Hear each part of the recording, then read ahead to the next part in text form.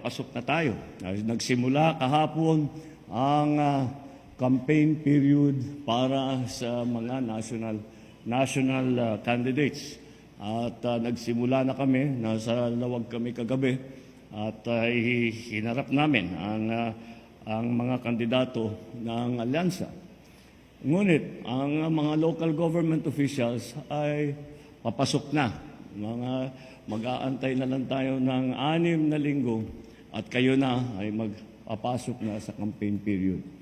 At alam naman natin, at ako sa karanasan ko, ang pinakamaiinit na eleksyon ay linalaban sa local government.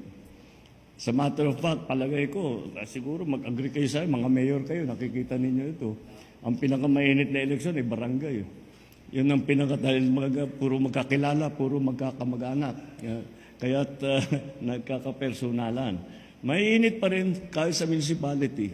And tama yan. That is the process of democracy. Kailangan natin dumaan sa eleksyon.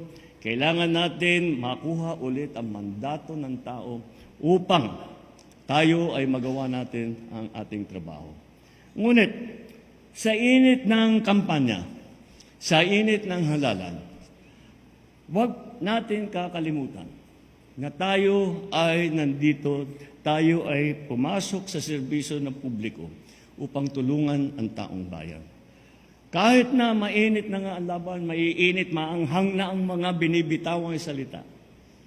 Sa punot dulo nito, ginagawa natin lahat ito para makatulong sa ating mga minamahal na kapwa Pilipino. Huwag natin sana makakalimutan yan. At pagkatapos ng halalan, ay alam ko kuminsan napakahirap na magpalamig ng ulo ulit. Ngunit kailangan natin gawin yun dahil kailangan natin lang lahat ng mga gustong tumulong na magkapit-pisig upang magtulungan.